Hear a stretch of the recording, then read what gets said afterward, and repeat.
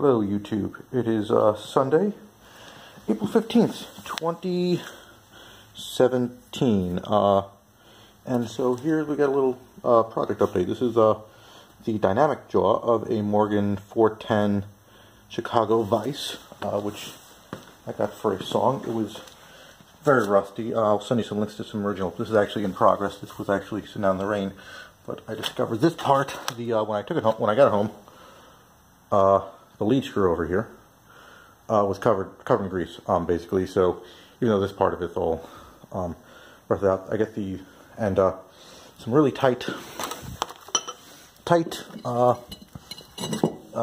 over here. This is normal for a Chicago Morgan Vise. Yeah, this is made in the USA. I'm not sure the year of manufacture and all that. It does have a swivel waist, but I don't have. This thing is the I guess the nut for the lead jaw over here. There's a little pin over there which you can't quite see in this light, which you can pop out to make that come out. That's supposed to be loose, but that's all good. But anyway, yeah. One problem I had was basically I couldn't get the jaws out, and this cost me a nice drill bit that I luckily got secondhand. But yeah, I did basically all sorts of. So this one, I don't have the. Yeah, I wanted to get the jaw,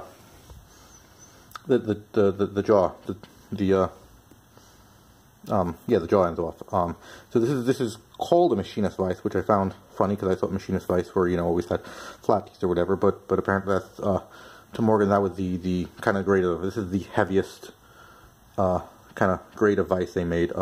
This is obviously not for smooth work, because these are under all this dirt and rust. This is very ragged. These are not smooth jaws. What I would call a machine vise would be like a kind of a machinist vise would be like a drill press vise.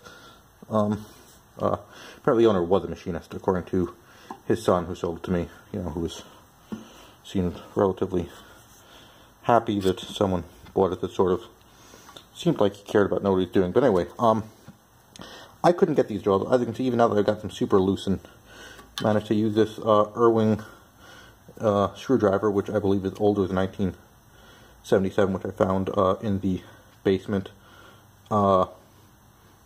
bathroom in the sink, under the sink cabinet.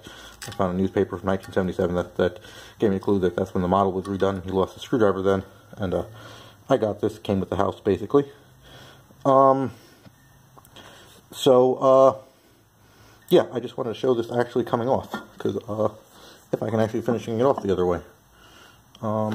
Anyway, so this one, so the left hole, the screw was already out. The right hole I did all sorts of drilling in. Hopefully I didn't do too much damage, because I probably went deeper than I should, but we'll figure that out. And eventually I just realized, I drilled deep enough with a pretty wide, drill bit. So the problem was it was just not coming out here. So anyway, I'm gonna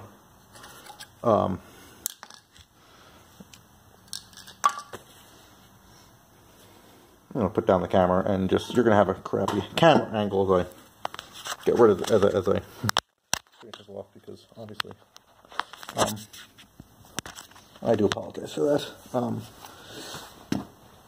Okay, I know I'm gonna do here. Cheap plastic index of Riley drill bits. I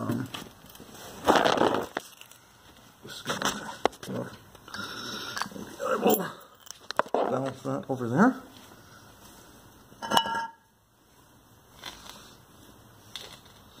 Okay, one more thing to do. We're gonna do this. We're gonna do this YouTube. One day I'll get a better camera set up over here for these sort of operations. Okay, so we'll put this tiny parts holder on top.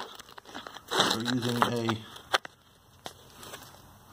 hole punch.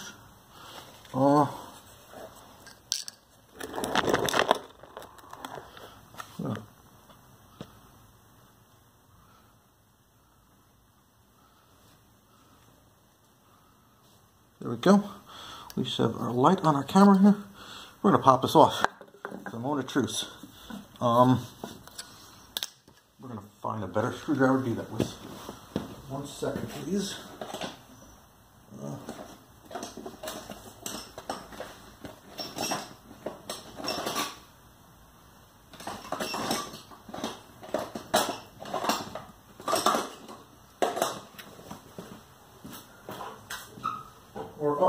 at that.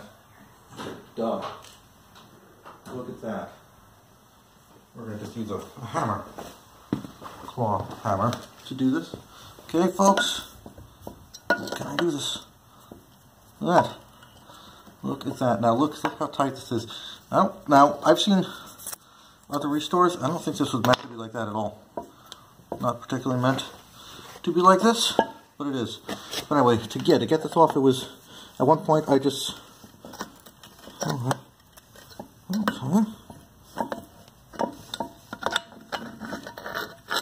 Okay, look at that. Well, this is solid. Go look in here to the screw over here. So, yeah, so I'll probably have to drill this out one size bigger. I'll figure out. I'll get some screws and figure out the threads and whatever diameter. Wish I had my calipers here so I could measure the outer diameter, basically the diameter of these holes. But anyway, I've got these are a nice pair of jaws. I'm going to see maybe if I can go over there and get it off the static jaw, the jaw head. But I'm going to soak this up in vinegar. And yeah, I just wanted to have you along for the ride as I actually, the moment of truth here. This is really gritty over here. Yeah, I don't know, like it almost seems like this guy like this was like in the back of a van, like for you know, I mean the guy claiming he's a machinist, and you know, and whatever, and you know, I don't know why he would, you know, tell me for the machinist if he, you know, wasn't. But this seems like, you know, kind of the back of the truck of like a plumber or welder, you know, just mounted there and it just allowed to rust because it's just got all rusty except for the inside of the jaw. So maybe he just didn't care or whatever.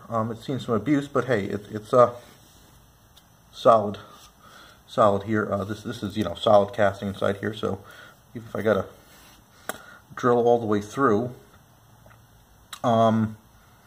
you know, to thread and put in really deep screws, you know, I'll do that. I'll do what I gotta do to restore this, and you know, I'll figure out. I'm gonna use these are probably steel as opposed to cast steel, so I'm gonna just dip these in Stragathri vinegar for a night to see how clean they get or whatever.